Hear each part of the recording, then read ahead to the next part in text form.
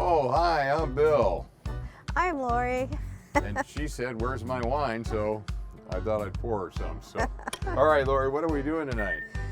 Well, I'm watching my glucose, but I read that red wine has all the glucose removed and fermented. Oh, fantastic. Well, let's drink to that. Cheers. Welcome. Well, it's Friday night in San Mateo, California, the 4th of November, and we're out here for attempt number 2 of a pan pizza. So, Lori, why don't you fill everybody in on what we're doing? Okay. So this is the pan pizza made famous by Pizza Hut in the 1970s. And the best thing about this pizza is it has cheese built all around the edges, and so it creates a little bit of a burned brown cheesy flavor called frico. So. And after we put the pizza in, then we'll share with you how Lori made the dough. Right. So I'm going to, this dough's been coming to room temperature and reproofing for a couple of hours. And I'm going to put sauce.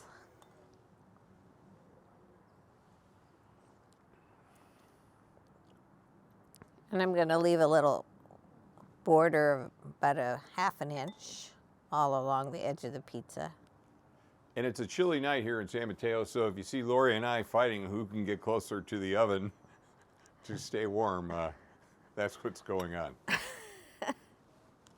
And actually, the oven has been on high, and you know, recently we've gotten the Eric Hill Rook SP 600, and this reads, the back temperature in this Unicoda 16 is like over 1,000 degrees. With our other infrared, it only went up to like 760, so we were always guessing. Well, that's because it topped off at 700 degrees. Yeah, I mean, that's why we didn't have the right thermometer. So if you're in need of an infrared thermometer, we have a link to the Eric Hill Rook 600 SP. It's about $20 on Amazon, which we think is a good value. And tonight in this cook here, what we're trying to do is keep the oven really high, and then once that pizza goes in, we're going to lower it to a real low. Okay. I think that's what Lori has instructed me to do. Okay, this is 4 ounces of Monterey Jack cheese, and we're just going to layer it around the edges of the pizza, kind of building a little wall. So we have plenty of the little bit of burned cheese all around the edges. And in take 1, it really smelled great. That little bit of burned cheese all around the edge. Yeah, I was just going to mention that if we didn't mention it, was our attempt number 1 was a fail. But we did learn a few things in the process, and we want to thank Paul, aka RBIV25, for encouraging us to try again and just change some of the parameters on how we cook it. So thanks, Paul. Yeah, he is our mentor, a regular contributor. Don't give up. Sounds like a song. Don't give up. I told you, Bill, you should always sing. No, you do not want to hear me sing. Well, we might as well just use this all up. Okay, so are we close to putting it in? Yeah, so this cheese is a little less salty than regular mozzarella. Do I want to wait till it's in before I turn the heat down? No, I think you can go ahead and turn it down. Okay, and am I going uni low or below uni?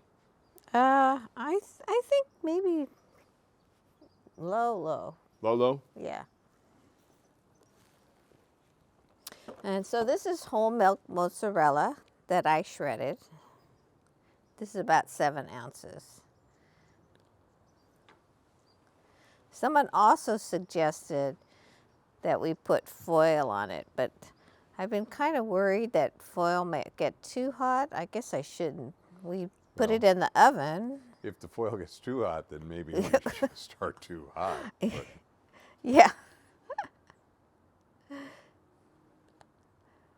So I was alive in the 70s. I mean, I was a young woman in the 70s, but I don't remember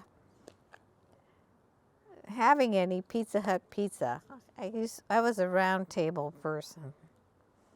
Where were you in the 70s, Bill? in the 70s, I was in Chicago, and there were so many options for pizza. If you wanted the thick pizza, like Uno and Duo, or Gina Giorgetti, or Lou Malnati.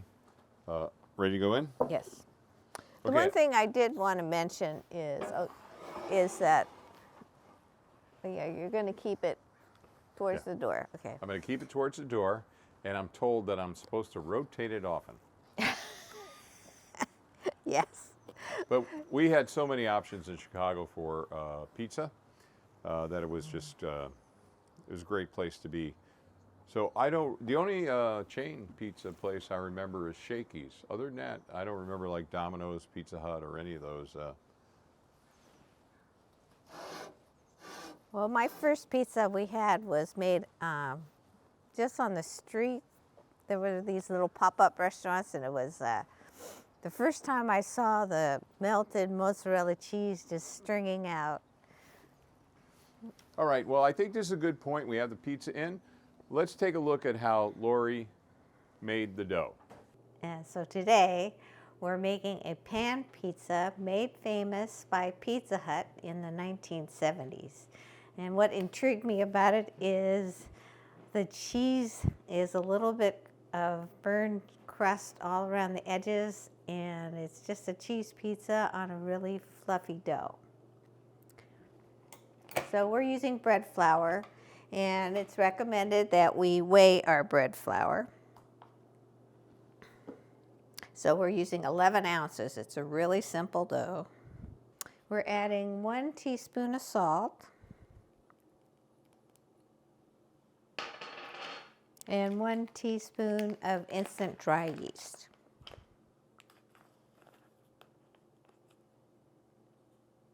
And this is a make-ahead dough. So after it's kneaded for about a minute or so, we're going to put it in the refrigerator and let it sit for 12 to 24 hours. So we're taking our bread flour, just mixing in our ingredients, and then we're adding warm water, water between 105 and 110 degrees. And this is just to jumpstart the yeast and fermentation.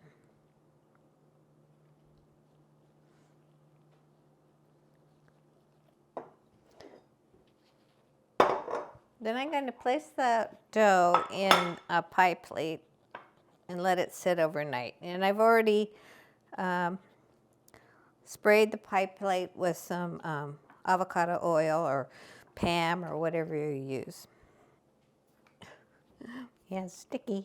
Then we're going to spray some more olive oil on the top.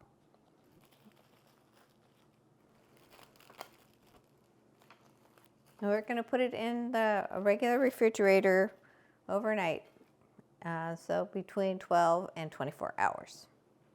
Our dough has been in the refrigerator over 12 hours, more like 17, and I've had it out of the refrigerator for about 30 minutes just to let it warm up a little and make it easier to manipulate and stretch out. And so I'm going to add 3 tablespoons of olive oil, or whatever oil you have on hand, to my cast iron pan.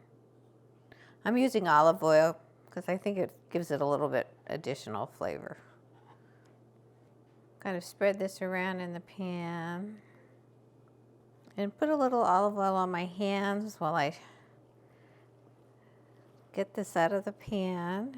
And during this slow fermentation process, a lot of flavors developed, in the dough. Well, I got a hole in it, but I think it'll be okay.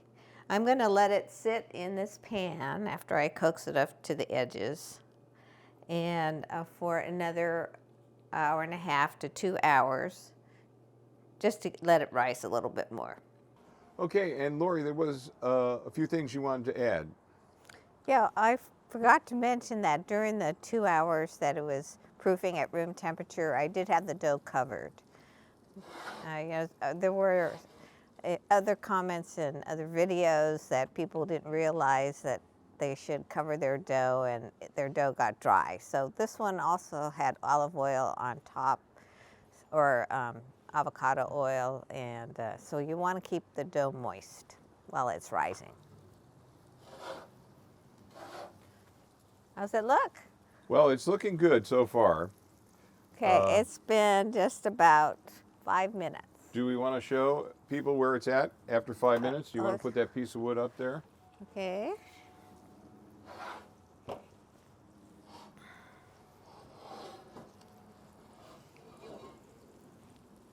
Wow. So this is where we're at after 5 minutes, but we're going to go a bit longer. The good thing is, if you saw attempt number 1, we would have been black at this point on top. So we're... That looks good. So of course what you see us doing is we're trying to keep the cheese from not being burnt by using a lower oven temperature, though the question is, what will the actual crust look like? Do we have enough heat to cook it?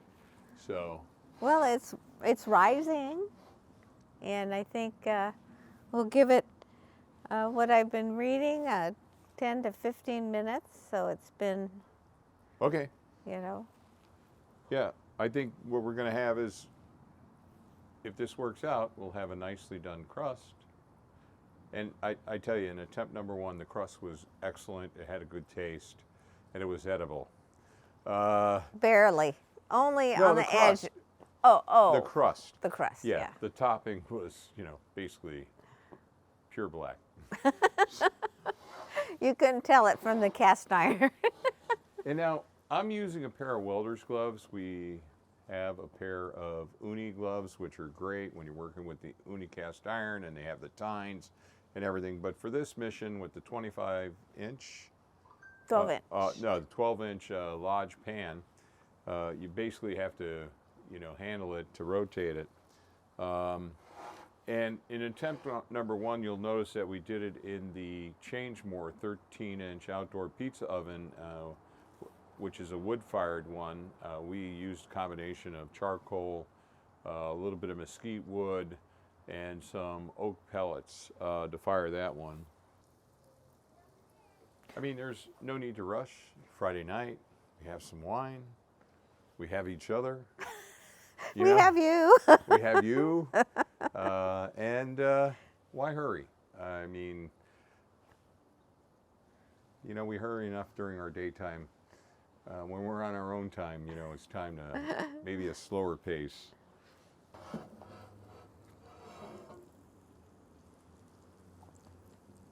What I'm interested in is all this liquid. That's the oil. Uh-oh. Uh-oh, she says. When Lori goes, uh-oh. Oh.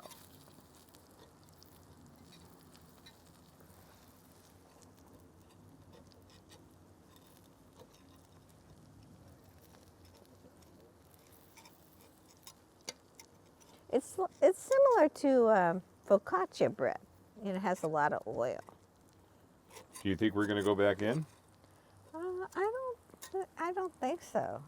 Okay, careful. Your jacket will melt, your vest. Should I turn the oven off? Why don't you just let it run for a little? Yeah, we can afford the propane. Do you want me to kind of work that? Okay. I have a glove. I get a little leverage. But maybe it's kind of similar to a steak. You know what I mean? No.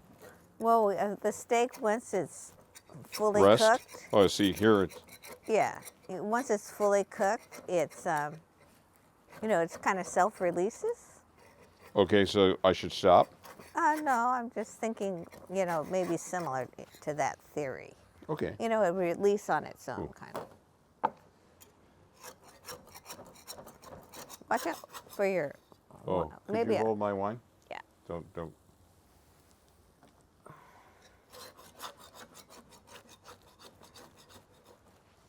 Let me pick this up and rotate it.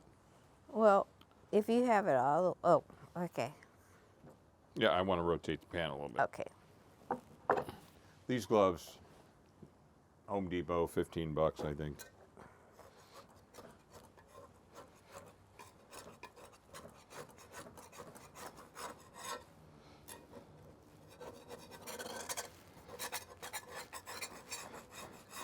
No, let's see Well, if we can lift it up. we might want to wait, like you said. Yeah, but I want to see what the bottom is. Oh, then let's Let's see if it's, use the bigger one. Okay.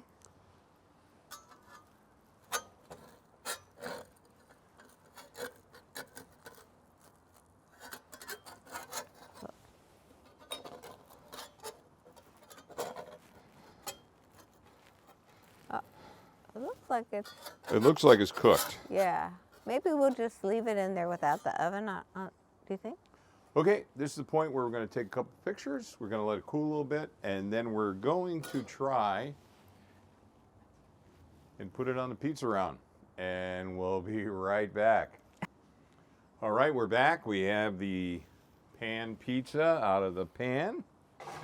I'm going to delay you one more moment, and I'm going to take one more picture of it on the pan. Or on the pizza round. I want to kind of get a picture of the. Oh, I want to get the bottom. Okay, we'll try to take a picture of that. All right. Okay, that's about. All right. So we got this far. A much better outcome so far from attempt number 1. So now we're going to take our Uni rocker blade, and I think I'm just going to cut across the middle. Okay. And let's take a look and see what we have there. You know, we don't have plates. Oh, And now I think, do you think it's cooked all the well, way? that's what I'm going to say. Hold on. I think it is. I think it is. Okay. Let's You want to even- get a couple plates? Okay. Here, I'm gonna cheat. How is it? Would you bring a fork? No, this is. No, we got a knife and fork it. You think so? Oh, absolutely. So I'll tell another story. So I'm working for Ray's Pizzeria, and I'm doing a delivery one night. It's wintertime in Chicago. It's cold. I pull up to a 3-story apartment. I had to take the pizza out of the pizza oven in the back of my 61 Ford Falcon, go all the way up to the 3rd floor, knock. Nobody answers, nobody there. Come back down. All the pizzas are gone from my pizza oven. So it's kind of like set up. But Ray took it very well. You know, I should have locked my car, but I didn't. But this is what we learned. All right. So you want to take a piece? Okay. Here's a. And I'll eat off the board here. Okay, thank you. I thought we could just pick it up and eat it. Well, you can. All right, first taste.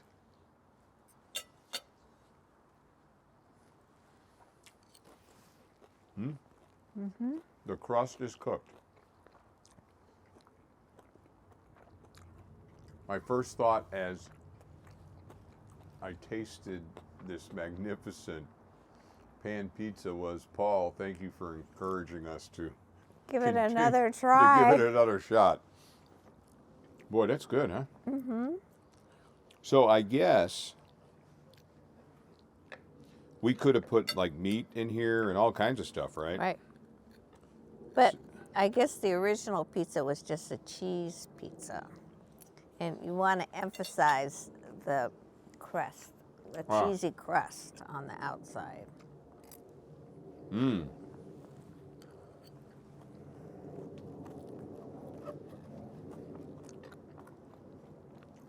So I don't know how this is going to show up. But that crust is done. And I think on our first attempt, we thought we had to go much longer. Well, they made it in a home oven, and they said 25 to 30 minutes.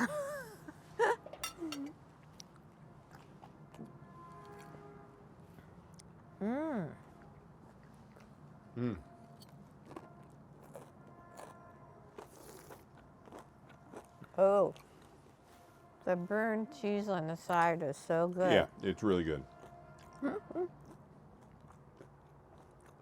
Which is what you remember, right? Or is that? It's like if you have a grilled cheese sandwich and the extra cheese goes off on the griddle and gets all bubbly and brown along the edges. I bet your glucose monitor is going to be going cuckoo here shortly, huh? So we're going to move into some more healthier style meals and what you can do with your outdoor pizza ovens, and look for some of that. Going forward, it's time for Lori and I to be a little healthier, and we're going to show that you can still be healthy but have a lot of fun in your backyard with your pizza ovens and do some creative dishes and food. So, boy, Lori, good job. Well, thank you. Thank you, America's Test Kitchen.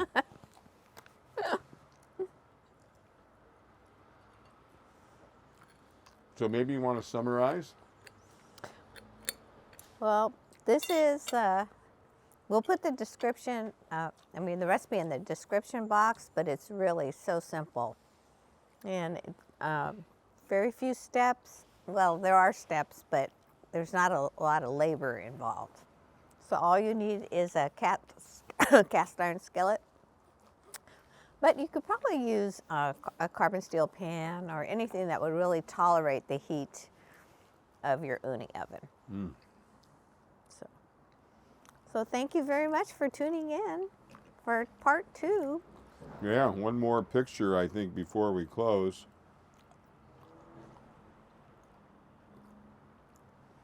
Well, maybe the edges. Yep. And if you want to continue the conversation, Lori and I have a private Facebook group, 12th Avenue Cuisine Insiders. Feel free to request to join. It's a place to share what you're doing, your work, maybe mentor us and others through what you've learned. So if you're a Facebook user, maybe you want to join that group and continue the conversation. So, And you don't really have to post pictures. You could just ask us questions. right, and we want to make it perfectly clear, we are pizza oven agnostic, and you don't even have to have a pizza oven. Maybe you're a bread maker, it's about dough. So, anyway. Or just any kind of cooking. Or a chef in Iceland or Sweden. Where? Sweden. Sweden, in Sweden.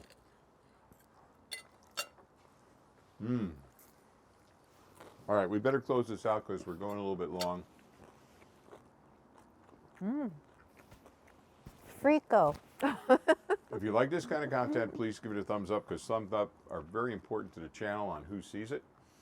Be sure and check out our affiliate marketing links in all our video descriptions. It doesn't cost you anything to use one of those links, and you don't have to buy the product at the end of the link.